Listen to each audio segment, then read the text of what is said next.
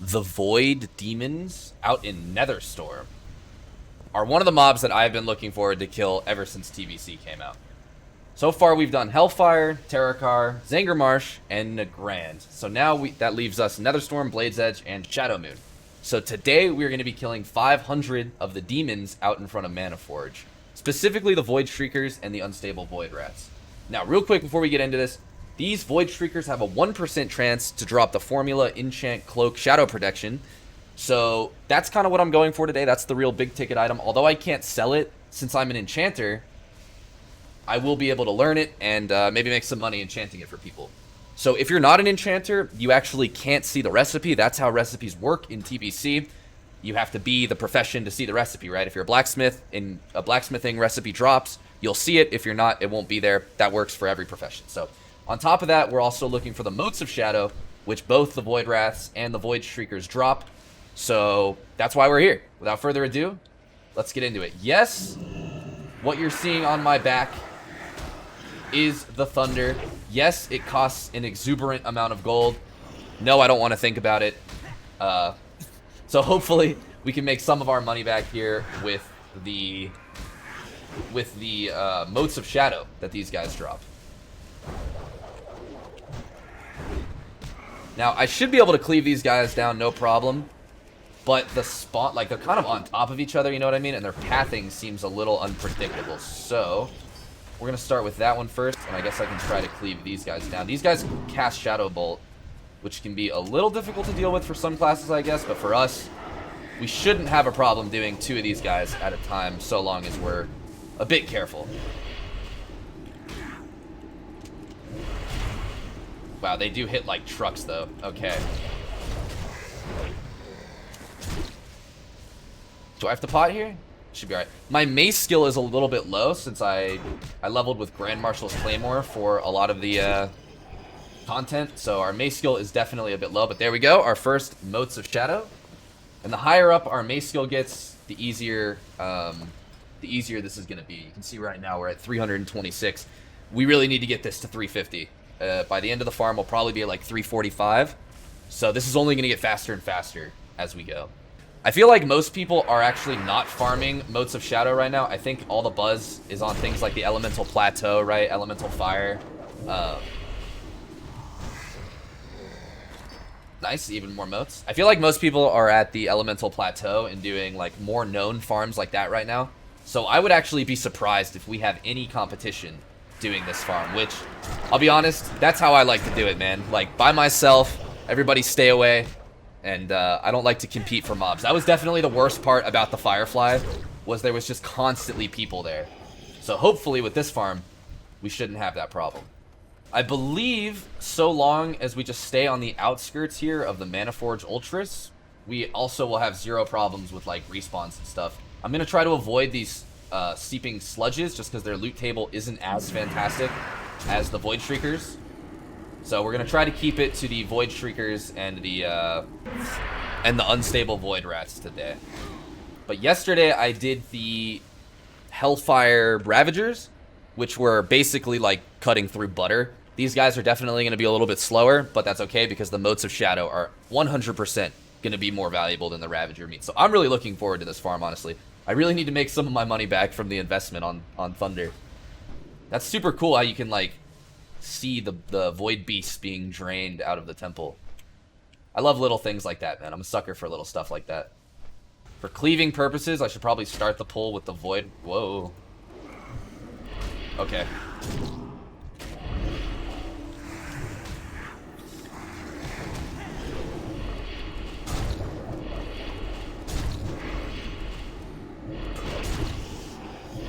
Everything's fine. That was totally calculated. Nice. Motes of Shadow. You love to see it. I'm really looking forward to getting that cloak enchant recipe. That's definitely the one item that I would really like to obtain from this farm. Motes of Shadow are nice for the gold, but for a completionist standpoint, I really want to get that cloak recipe.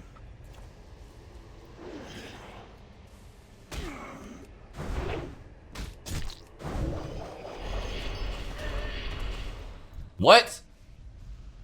What? Shadow Fissure Consumption? Okay. So I guess I just need to not stand so close when they die. Well, lesson learned. Alright, note to self, don't stand in the giant pool of red death when they die. Yeah. This is going to be a chill farm. It seems like they literally spawn all around the Mana Forge Ultras, so respawns should not be an issue, right? Alright. 99 kills in, boys. No recipe yet. We got 59 of the Voidshriekers and 40 of the Voidwraths, so I'll probably try to focus some more Voidwraths if I can, although I'm just kind of flying around and killing all of them. Yeah, super chill. No competition here. A couple people have come through to do like a weird quest, but other than that, like literally no competition. So I'm really enjoying this farm. The motes are flowing, like gold's flowing. Yeah, life's good, man. Life is good right now, that's for sure. Should be able to speed through these next 400 way quicker because I had to go AFK for a little bit at the start here, but that's all right. For our 100th Voidshrieker kill, we get an elemental fragment. All right, that would have been cool to get the recipe right there, but you can't win them all, right? All you can do is keep trying. So I will talk to you guys when we are at 500 total kills.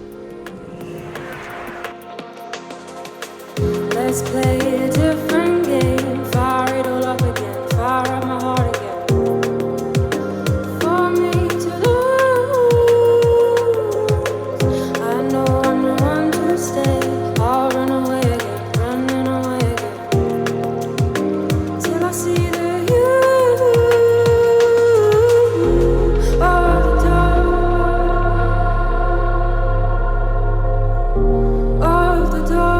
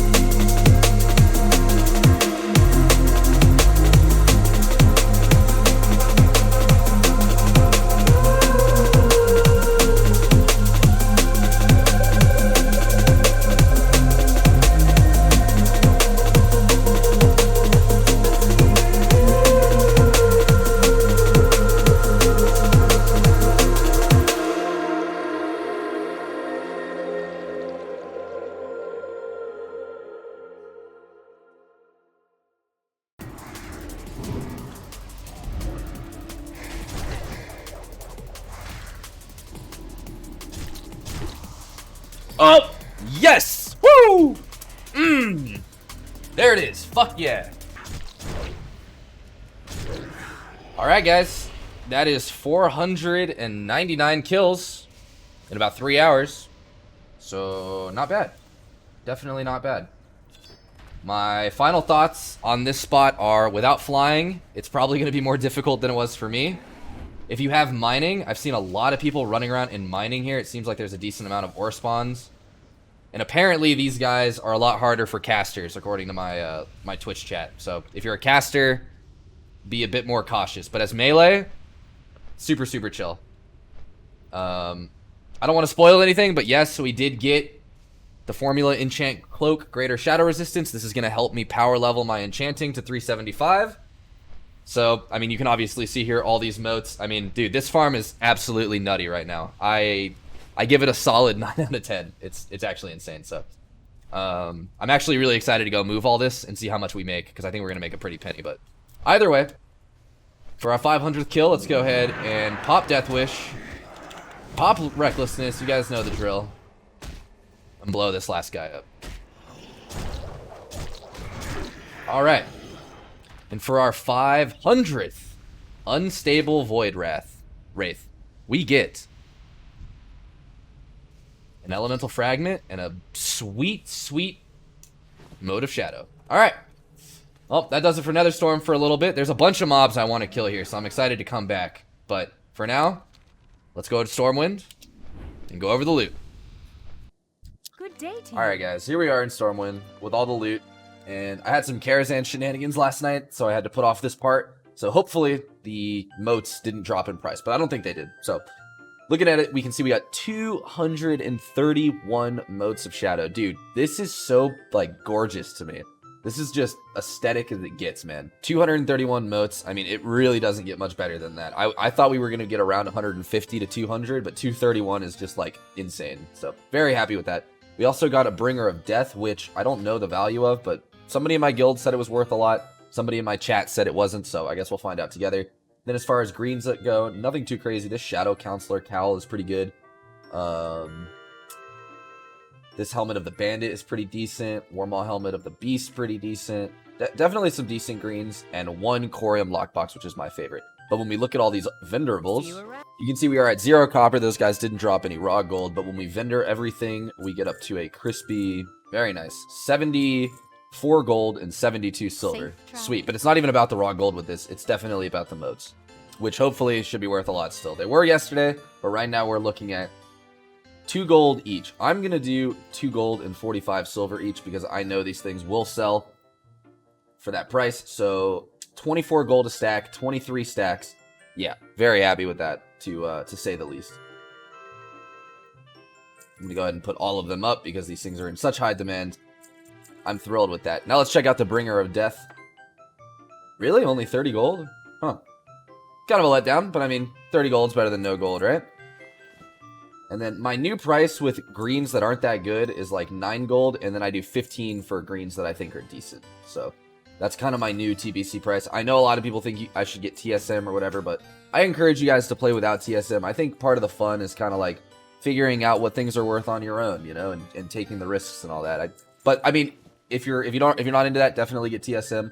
But for me personally, you know, I like to add my own prices. That's half the fun for me. So, anyway, nothing too crazy as far as greens go, but I gotta find a rogue to get this lockbox open. And for our lockbox, we get, nice, some Skedis Voidwraths of Stamina. I'm still really looking forward to getting a blue or something crazy out of the lockbox. Guys, I love this farm. I'm actually super, super excited to farm more motes. I might try to farm more motes today on stream, actually. Just because they're selling so well, the drop rate's so high. And I think they're going to crash soon, if I'm being perfectly honest with you. So I think you got to get in there while they're getting good, right? But anyways, that's going to do it for me. I'd give that farm like a solid 8 out of 10. The only downside is it's kind of a pain flying. If you don't have flying, that farm might be a nightmare. But once you get flying, really nice place to farm shadows. So yeah, if you do it, good luck. But that's going to do it for me. I'm going to start to ramble, I can tell. So I'm going to leave my Twitch link up on screen now, guys. Don't forget to hit the Twitch link in the description. We do all these farms live these days, so I have a lot of fun doing it, and we shoot the shit over there. It's a good time. So make sure you hit the Twitch link in the description, but that's going to do it for me. So thank you so much for watching, guys. Oh, real quick, I want to say, guys, thanks for all the comments. Thanks for all the likes.